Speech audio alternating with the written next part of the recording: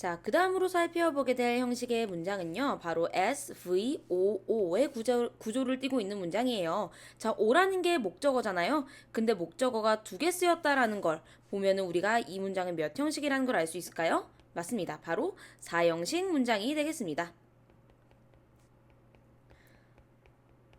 자, 일단은 여러분들 우리가 4형식 문장을 한번 정리를 해보려고 하는데 여기 조금 위쪽에다 하나 쓰도록 할게요. 4형식 문장은 형태가 주어, 동사, 그리고 목적어가 두 개인데 그 중에 첫 번째로 등장하는 목적어가 그렇죠. 간접 목적어, 바로 IO가 되겠고요. 뒤에 등장하는 목적어가 직접 목적어를 상징하는 DO가 등장하게 될 텐데 우리 IO와 DO는 어떻게 구별하면 좋을까요?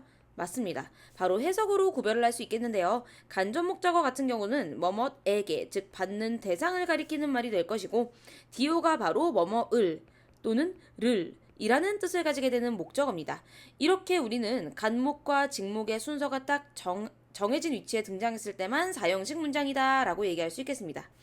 그리고 이렇게 목적어를 한 번에 두 개를 데리고 올 수 있는 동사는 아무 동사나 다 가능한 것이 아니라 대표적인 4형식 동사일 때만 가능한 경우가 되겠는데요. 이렇게 뭐뭇에게 뭐뭐를 이라는 뜻을 가진 4형식 동사는 바로 어떤 의미를 지녀야 될까요?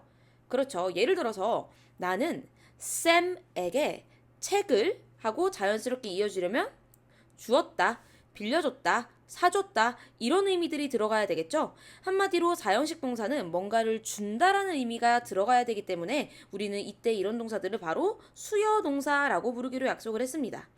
우리 학교에서 상장 받을 때 교장 선생님이나 담임 선생님이 이 상장을 줍니다 라고 안 하고 이 상장을 수여합니다 라고 말씀하시잖아요. 이때 수여가 무언가를 주는 행동이기 때문입니다. 그래서 대표적으로 사형식 동사가 될 수 있는 동사들은 뭔가를 준다라는 의미를 갖고 있는 수여 동사가 되겠다라고 얘기할 수 있겠고요. 그렇기 때문에 여기 포인트 3에서도 동사 뒤에 간목이 나오고 직목이 나온다라는 것은 A에게 B를 뭔가를 주다 또는 해주다. 어쨌든가 준다라는 의미가 들어가는 그런 무슨 동사라고요? 그렇죠. 수여 동사가 사용된다라는 것이다 라고 정리할 수 있겠습니다. 자, 그럼 교재 옆쪽에 정리된 부분을 한번 같이 보도록 하겠습니다. 자, 4형식 문장에서 우리가 목적어가 두 개 나오는데 이때 뭐뭇에게에 해당하는 것이 간접 목적어이며 뭐뭐을르에 해당하는 것을 직접 목적어로 하고 간목이 먼저 나오고 직목이 뒤로 꼭 빠져야만 4형식 문장의 순서를 갖췄다라고 얘기할 수 있겠습니다. 그러면 우리가 이렇게 4형식 동사, 한마디로 수요 동사에 해당하는 녀석들에는 종류가 뭐가 있는지 살펴볼 건데 당연히 give가 해당되겠죠. 주다라는 뜻을 가지니까요. 그리고 send는 보내주다 라는 뜻을 가지기 때문에 얘도 수요 동사가 가능하고요. show도 보여주다, teach 가르쳐주다, tell 말해주다, buy 사주다, cook 요리해주다, make 만들어주다, 그리고 bring 가져다 주다, get 얻어다 주다, ask 물어봐 주다, lend 빌려주다, find 찾아주다, pass 건네주다, build 지어주다, read 읽어주다. 이렇듯이 우리가 원래 알고 있었던 3형식 동사들이 전부 다 주다라는 뜻이 뒤에 붙을 수 있으면 역시나 4형식으로까지도 전환이 가능하구나 라고 봐주시면 되겠고요. 이때 우리 랜드는 조금 친구들이 헷갈려하는 경우가 있습니다. 어떤 경우 조금 조심해주면 되겠냐면요. 자, 랜드는 무슨 뜻이에요? 그쵸? 빌려주다라는 뜻이죠. 이거에 반대되는 상황은 뭘까요? 빌려주는 게 아니라 빌리는 거죠. 그거는 borrow입니다. 그래서 빌리다가 borrow. 얘네 둘은 전혀 다른 상황인 거죠. 빌려준다라는 건 내가 그 해당 어떤 대상을 갖고 있기 때문에 가능한 거고 빌리는 거는 그 대상이 없기 때문인 거죠. 그래서 요럴 때 조금 친구들이 헷갈려하는 경우가 있으니까 lend랑 borrow 뜻 정확하게 구분해주면 좋겠습니다. 아무튼 여기까지가 바로 4형식 문장을 만들 수 있는 수요 동사에 대한 특징이었고요. 목적어 순서 잘 지켜주면 좋을 것 같아요. 자, 그런데 우리가 4형식 문장에서 가장 중요한 포인트가 뭐냐면요. 아래쪽에 필기를 한번 하고 넘어가도록 하겠습니다. 우리가 이 4형식 문장을요. 바로 삼형식 문장으로 전환할 수가 있기 때문에 이런 부분들이 가장 내신에 출제되는 중요 포인트가 된다라고 얘기할 수 있겠습니다. 선생님, 4형식 문장이 어떻게 3형식으로 변할 수 있나요? 라고 친구들이 물을 수 있는데 우선 4형식 문장은 이렇게 생겼고 3형식 문장은 우리가 알다시피 주어, 동사, 목적어로만 이루어진 문장이잖아요. 그런데 이때 여러분, 3형식 문장에 쓰이는 이 목적어는 우리가 어떻게 해석하죠? 뭐뭐? 을을이라고 해석하죠. 한마디로 4형식 문장이 3형식 문장으로 변한다라는 건 맨 뒤에 있던 직접 목적어가 앞으로 빠진다라는 것이 되겠습니다. 그래서 3형식 문장에 쓰이는 목적어는 정확히 말하면 직접 목적어가 되는 건데 이 직접이라는 말을 빼고 그냥 목적어라고만 우리가 얘기를 해주는 거예요. 선생님, 그러면 여기 4형식 문장이 있던 간접 목적어는 그냥 삭제시키면 되나요? 원래 있던 애를 아무런 명분도 없이 삭제시키는 건 당연히 불가능하죠. 그렇기 때문에 우선 순서를 바꿔주긴 바꿔주되 우리가 이 간접 목적어를 문장에서 그냥 생략시킬 수 있는 요소로 바꿔버리려면 누가 끼어들어오면 좋을까요? 그렇죠. 전치사가 끼어들어오면 좋겠죠. 왜냐면 전치사 플러스 명사의 조합은 둥근 가로로 묶고 버려질 수 있는 애잖아요. 그렇기 때문에 이렇게 간목과 직목의 순서를 바꾸면서 이때 간목 앞에 전치사를 삽입시켜 주면은 이렇게 이런 방법을 통해서 4형식을 3형식으로 바꿀 수 있다라고 우리가 얘기할 수 있겠습니다.